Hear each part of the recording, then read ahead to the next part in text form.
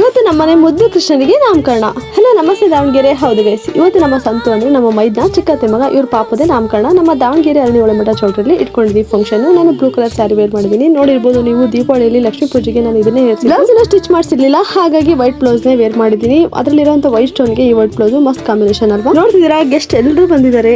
ಹಾಗೆ ಇದೊಂದು ಹೇಳಲೇಬೇಕು, ವರ್ಷಿಣಿ ಅಂತ ಹೇಳಿ ಅವ್ರ ಫ್ಯಾಮಿಲಿ ಎಲ್ಲರೂ ಇದ್ದಾರೆ ಇಲ್ಲಿ.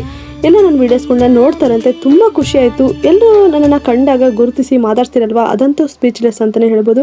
ನಿಮ್ಮ ಈ ಪ್ರೀತಿ ಅಭಿಮಾನಕ್ಕೆ ನಾನಂತೂ ಚಿರಋಣಿಯಾಗಿರ್ತೀನಿ. ಗೈಸ್, ಇಲ್ಲಿ ದೊಡ್ಡ ಶಾಸ್ತ್ರ ನೋಡ್ತಿದ್ದೀರಾ. ಅತ್ತೆ ಸಂಜೆನೆ ಹೆಸರಿಡ್ತಾ ಇರೋದು. ಮೊದಲು ತೊಟ್ಲಿಗೆ ಪೂಜೆ ಎಲ್ಲ ಮಾಡಿ ಗುಂಡ್ಕಲ್ನ ಹಾಕಿ 3 ಸುತ್ತು ತಗೊಂಡು ಆಮೇಲೆ ಮಗುನ ತೊಟ್ಲಲ್ಲಿ ಹಾಕೋದು. ಧನ್ವಿಕ್ ಅಂತ ಹೆಸರಿಟ್ಟಿದ್ದು ನಮ್ಮ ಬಂಗಾರಿಗೆ. ಗೈಸ್, ನಾಮಕರಣ ಎಲ್ಲ ತುಂಬಾ ಚೆನ್ನಾಗಾಯ್ತು. ಎಲ್ಲರೂ ಫೋಟೋಸ್ ತೆಗೆಸ್ಕೊಂಡ್ವಿ. ಹಾಗೆ ಊಟನೂ ಮಸ್ತ್ ಇತ್ತು. ಶಾವಿಗೆ ಪಾಯಸ, ಮೈಸೂರು ಪಾಕು, ಚಿತ್ರಾನ್ನ, ಈ ತರ ಎಲ್ಲ. ಹಾಗೆ ನಮ್ಮ ಪಾಪಗೆ ವೆಲ್ಕಮ್ ಮಾಡಿದಂತೂ ಸಖತ್ತಾಗಿತ್ತು. ಮನೇಲಿ ಈ ತರ ಸಂಜು ಚಿನ್ನಿನೇ ಹೂವೆಲ್ಲ ಹಾಕಿ ಚೆನ್ನಾಗಿ ಡೆಕೋರೇಷನ್ ಮಾಡಿದ್ರು. ಮಕ್ಕಳೆಲ್ಲವ ಮನೆ ತುಂಬಾ ಅಂತೇಳಿ ಹಿರಿಯರು ಸುಮ್ಮನೆ ಮಾಡಿಲ್ಲ. ಮಕ್ಕಳಿದ್ರೆ ಮನೆಯೆಲ್ಲ ಖುಷಿಯಾಗಿರುತ್ತೆ.